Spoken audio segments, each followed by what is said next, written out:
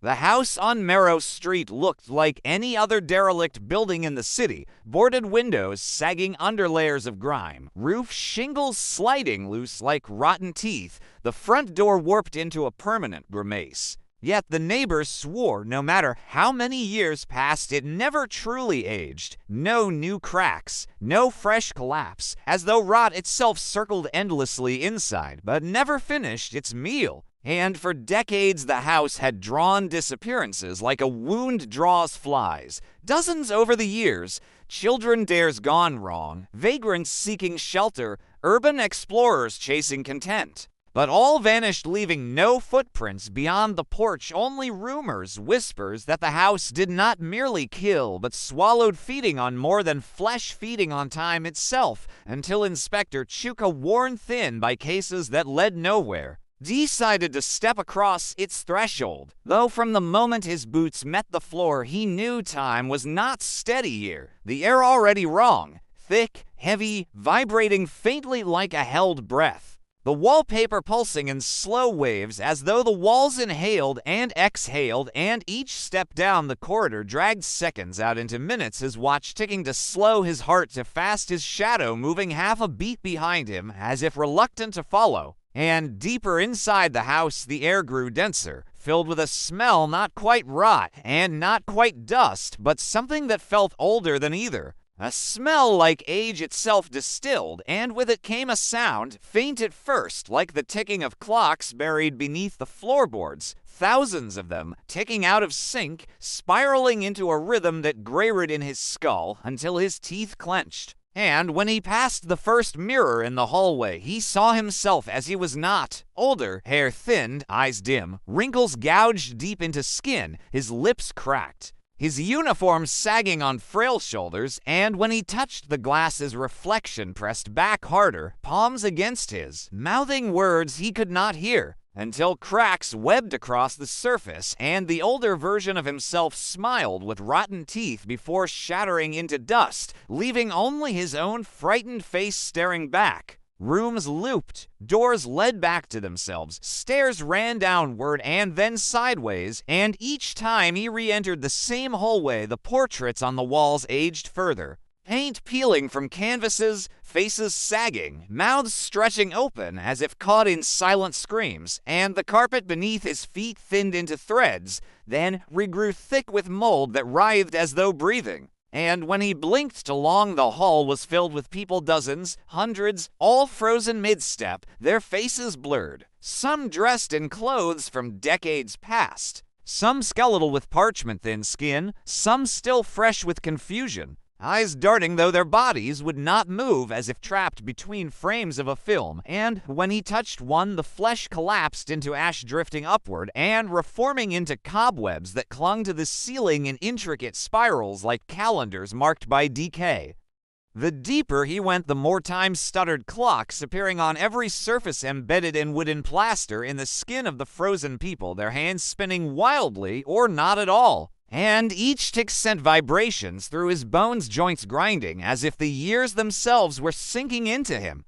He coughed once, and his breath came out not vapor, but dust-thick gray motes carrying flecks of himself away. In the dining room, he found the table set 400s, chairs stretching into impossible distance, plates piled high with food that rotted and renewed in endless cycles, meat collapsing into maggots, then reassembling into raw pink slabs, then spoiling again, and seated at the far end was himself, older still, hunched and skeletal, lips peeling back as he whispered across the endless length. "You already stayed too long," though Chuka had not spoken, though the words scraped directly across his thoughts, and when he blinked the older self was gone, and the chairs sat full of withered corpses wearing watches on every wrist, each watch ticking differently, some fast, some slow, some moving backward, until the noise built into a roar that forced him to his knees. He fled down another hall, but there was no outside anymore, only corridors curling inward, spirals within spirals.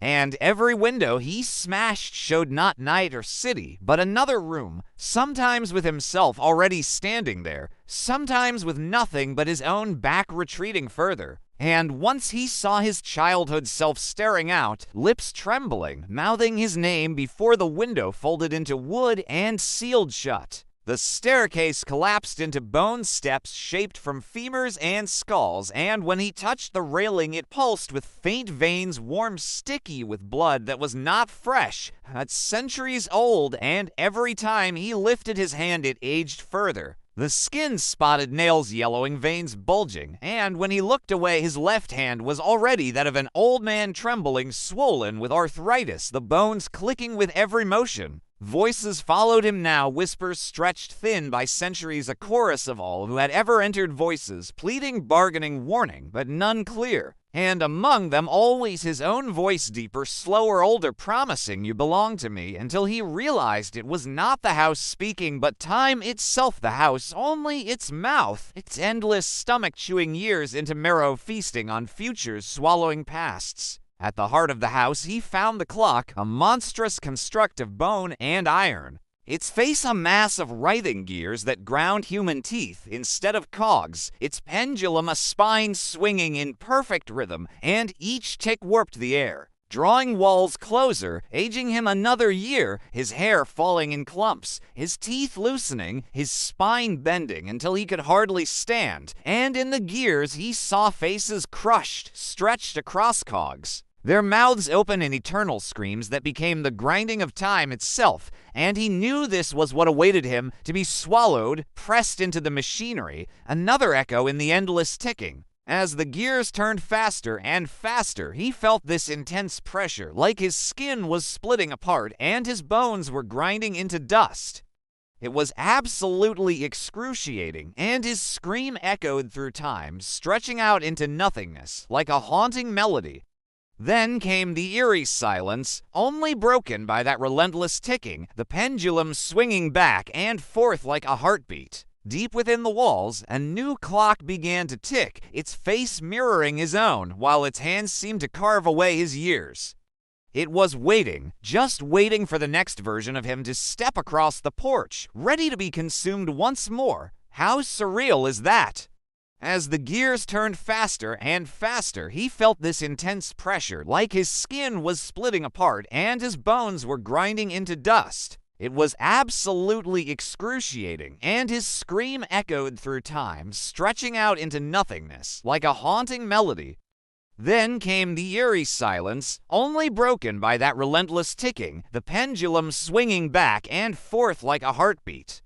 Deep within the walls, a new clock began to tick, its face mirroring his own, while its hands seemed to carve away his years. It was waiting, just waiting for the next version of him to step across the porch, ready to be consumed once more. How surreal is that?